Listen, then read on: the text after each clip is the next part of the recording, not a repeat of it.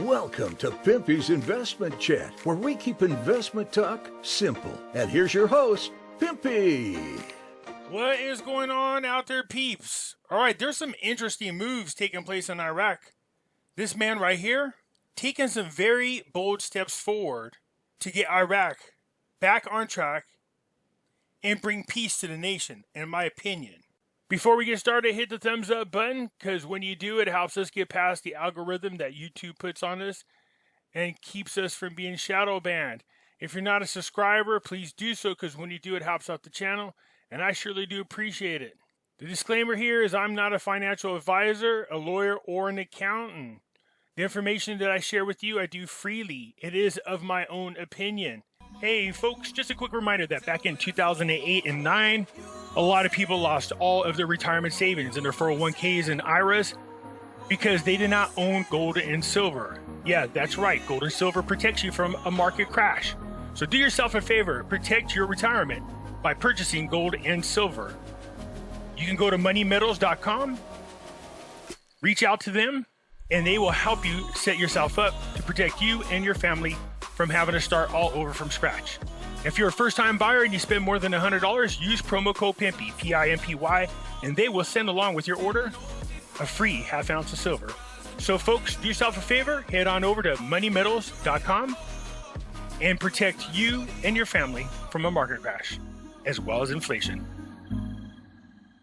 That's right, head on over to Money Metals when you want to buy gold and silver. Keep in mind, if you're a first-time buyer and you spend more than $100, use promo code Pimpy, P-I-M-P-Y, and you will get a free half ounce of silver. Hey, right now, a special offer for my audiences only. You have a chance to win 100 free American Silver Eagles. That's over $3,000 in value. And all you have to do is enter your email to win. That's it. That's right, there's no obligations to purchase. The link is down below in the description, so head on over there, enter to win. Yeah, between now and December 31st of this year to enter. The only way you can for sure not win 100 silver American Eagles is by not entering at all. So do yourself a favor and enter your email so you have a chance to win. People keep asking me, where is the link, Pimpy? It's real simple. If you're at my page on YouTube and you're watching any of the videos, any of them, you see the video here and you scroll down, see my name right here? If you go here where it says show more and you click it, here's all the links to the things you have access to. If you want to enter into the competition to win 100 free medals, just click it right here and it'll take you to the website where you can sign up. For those of you looking for my address, there it is right here. As everyone is aware of an alternative website, the link is down below in the description. Over here, I post original content as well as other videos that have been banned from YouTube. It costs $3 a month to join for unlimited access, and all proceeds go to finding life's purpose. So come on over there and join us. Beware of scammers. That's right, people posing and pretending to be me. How you can tell us apart is real simple. If you post a comment and I respond, you will see a dark circle around my name. See this? It's either gray or black. I won't be sending you to WhatsApp, and I won't be sending you to Telegram or Telegraph or anything like that, nor would I be asking you for money. From time to time, I will be using material that's considered copywritten. I post this just to show that I am exercising my fair use rights. So still the election is up in the air. I don't think there's enough to change the balance of power. I think Sauter's going to have it regardless. But it still makes a difference whenever there are different types of factions trying to join together to remove Sauter from being the person who puts the government together. That's a little bit different. The joint clarifies the fact that the date for the withdrawal of U.S. forces from Iraq has been extended. So there were rumors going around that the United States would not be leaving on its scheduled time, which is December 31st. This article is saying that whoever started that rumor, it's not true, it's inaccurate, nothing has changed. I'm going to go out on a limb and say this. It depends on a couple of things. It's going to depend on whether people accept the election results or not. If things start to become unstable there in the country, you might see the United States prolong their stay there.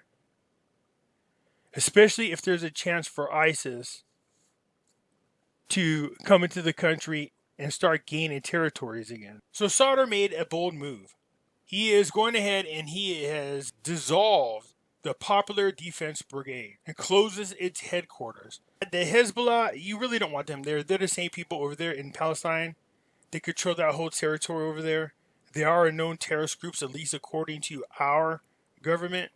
After al-Sadr's initiative, Hezbollah dissolves the Popular Defense Brigade and closes its headquarters. So on Friday, the Iraq Hezbollah brigades decided to dissolve one of its formations. The military spokesman for the brigades said in a tweet received by the news, "We were informed by the leadership of the Hezbollah brigades to dissolve the formation of the Popular Defense Brigades, stops all of its activities, and close its headquarters." So getting Hezbollah out of there, that's interesting. The reopening of two main bridges in central Baghdad. So things seem to, or I should say, things appear to be calming down. If they're going to open up two of the main bridges that go into central Baghdad, that means the protesters must be calming down.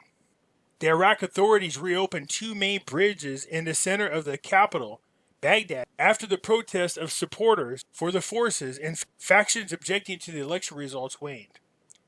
A security source told the news the security forces reopened the two bridges to the green zone. I believe there's a third one will reopen in the coming hours if the situation there is stable. The security authorities had closed the three bridges, coinciding with the protests by supporters of the Shiite forces and factions objecting to the election results for fear of storming the green zone. Hundreds of demonstrators are still gathering in front of the green zone gate at the suspension bridge and the gate near the Ministry of Planning building. Moves are starting to be made to try to restabilize the country. So Sauter is saying as a goodwill gesture that he announced the dissolution of the Promised Day Brigade. So what happens is you have all these factions and they're armed. Each person following a specific religion, following a specific leader with their own purpose. Sauter has taken one of his support groups and went ahead and disarmed them, which is pretty bold. But he said he's doing it as a goodwill gesture. But I'm not so sure that the Promised Day Brigade is that big of a deal next to their popular mobilization. So Sauter announced on Friday the dissolution of the Promised Day Brigade. So in a tweet to the news, as a gesture of goodwill on my part, Sauter announced the dissolution of the formation of the Promised Day Brigade and closed its headquarters. And it had not been for the fact that they had handed over their weapons to the former peace brigades, or what is currently called Brigade 313, 14, and 15, I would have ordered them to hand over their weapons and obey, because they are still loyal to us and their country. If it is found, they must hand over within 48 hours, hoping that this step will be the beginning of dissolving the armed factions, handing over their weapons and closing their headquarters, and even be a message of safety and peace for all people. So the brigade officials must implement this decision. So I like what it is that Sauter's trying to do. This is going to be tough because they've been screwing over each other for the longest time. Each group screwing over the other. We'll see what this leads to, but it appears that Sauter's making a goodwill gesture anyways.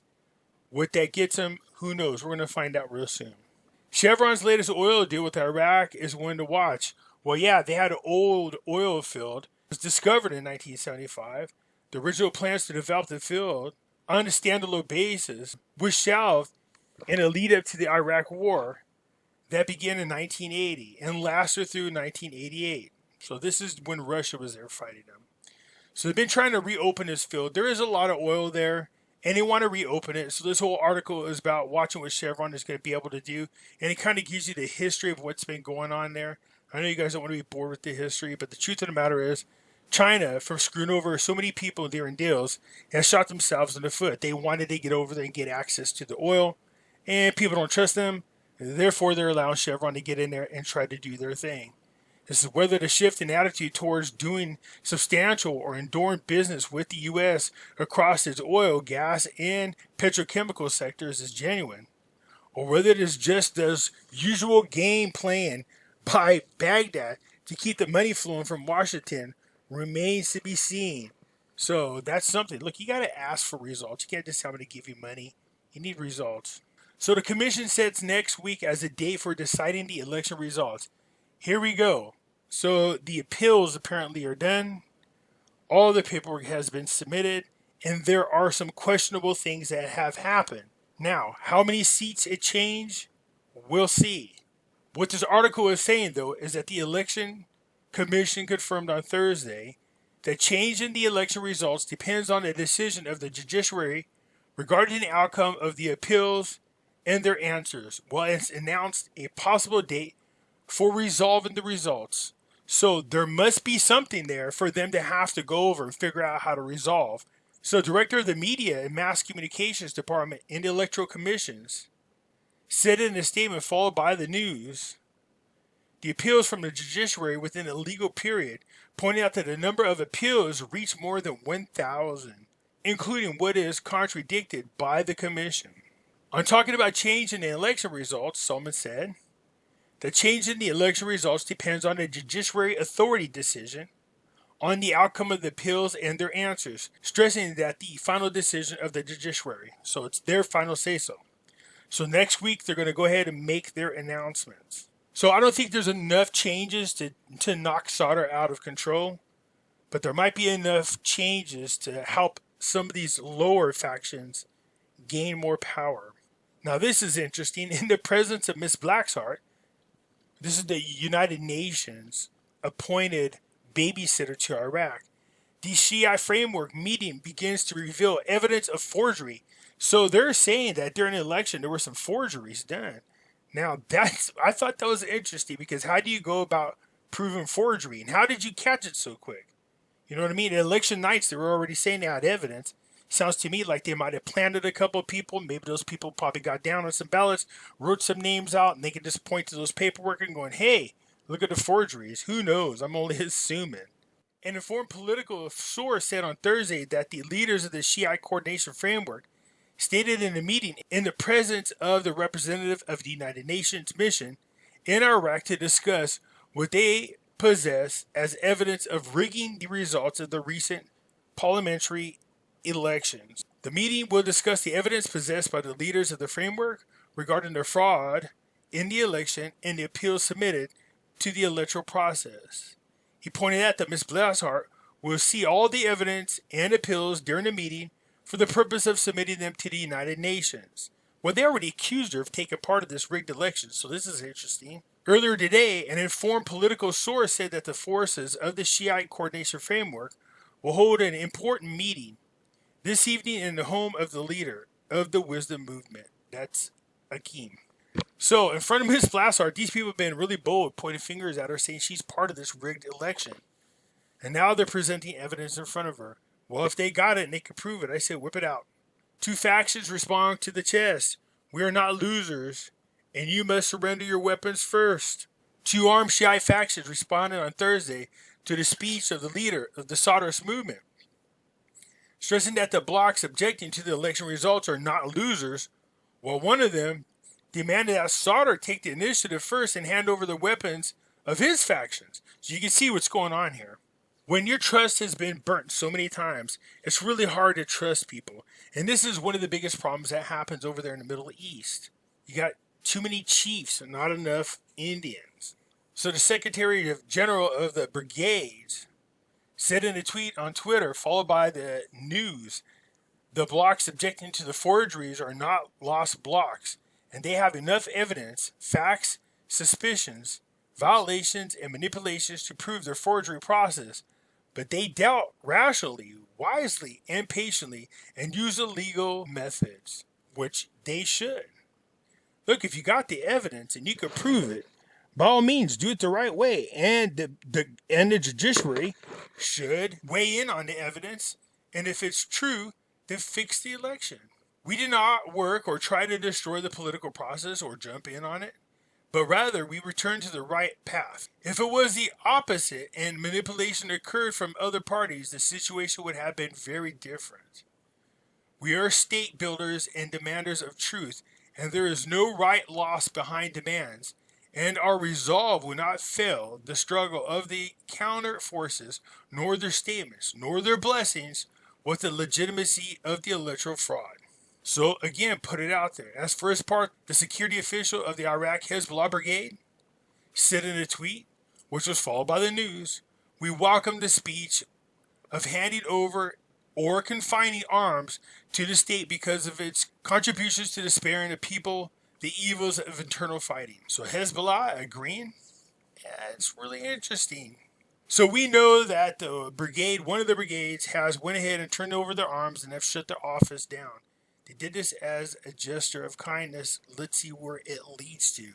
The article goes on to say, really what they're doing is turning over everything to the Popular Mobilization Forces, who, again, support Sadr. They're the people who helped the United States fight against ISIS. Saleh and Ms. Plasshart discussed resolving the election controversy according to the legal context, as they should. What's so hard about that? Look, if you find out again that some laws were broken and some facetious activities took place, address it. You will build credibility with the people. Most notably, the dissolution of the factions. Al-Sadr sets conditions for the losing forces to participate in the Iraq government. So it's not like Al-Sadr is not out there trying to reach across the table and find some type of agreement that the two sides can agree on. He is reaching out. He is trying to make a difference. The World Bank, Iraq's economic growth is gradually recovering. That's good for us. For those of us who hold on to the dinar, that's what you want to hear. You want to see recovery in the economy. Speak about it all the time. Strong economy means a strong dinar. Strong dinar means, hey, a better exchange rate. Anyways, it goes on to talk about the turn down and the fact that the oil prices drop and the fact that they had to deal with the RONA, and these were major setbacks. This is true. But over the past year, they've been doing really good about dealing with both those. Iraq is one of the most oil-dependent countries. Over the past decade, oil revenues accounted for more than 99% of its exports, 85% of the government's budget, and 42% of its GDP. And this excessive dependence on oil exposes the country to fluctuations, macroeconomics, while budget resilience correlates with growth. So we know this, and they have been doing what it takes to fix these things, including investing more into the private sector. That has been taking place under Al-Kadhimi. As of January 2021, the unemployment rate in Iraq was 10% points higher than the pre-pandemic, which stands at 12.7% altogether. And unemployment is still high amongst the displaced, returnees, job seekers, self-employed, and workers in the informed sector before the spread of the epidemic. Well, this is what happens when you close down any parts of your economy. You're going to have this type of issue. What you need to do is realize that we're dealing with a pandemic. Everything is BS, and open up the economies and let things start to happen naturally. The report indicated while Iraq's economic conditions are gradually improving with the recovery of the global oil markets, this recovery is also fraught with major risks posed by structural bottlenecks, including public investment management restrictions that affect the provisions of public services and the slow payment of arrears, especially those related to wages public. Significant exposure to government property due to the fragile political situation, weak healthcare system, and endemic corruption that continues to foment unrest across the country. Yeah, I feel like there is a huge turnaround ever since Al-Kadhimi has been in office. So this is looking good, and that's what you want to hear. So look, Sadr's already made the first step in trying to get issues resolved, trying to ease tension by dissolving one of the brigades. What that gets him is, I don't know. But Sadr's no joke. I have talked to a couple people who know a whole lot about the politics in Iraq. And like I was suggesting, that once Sadr gets his people in there, he has full intentions on doing what's right for the Iraqi people, but he might be doing it in a way that makes some people uncomfortable. Talking about old school ways of dissolving things or dealing with corruption. You might see some people dangling off ropes. Who knows? We'll see. Anyways, we're going to find out next week how many seats are changing. I don't think Sadr is going to lose his position. It seems to me like the protesters have calmed down. The World Bank is stating that Iraq's economy is recovering. Let's hope all this continues. This is what we want to see when we deal with the dinar. Anyways, that's it for now. Hit the thumbs up button. If you're not a subscriber, please do so, because when you do, it helps out the channel, and I surely do appreciate it. And I'll catch you later. I'm out.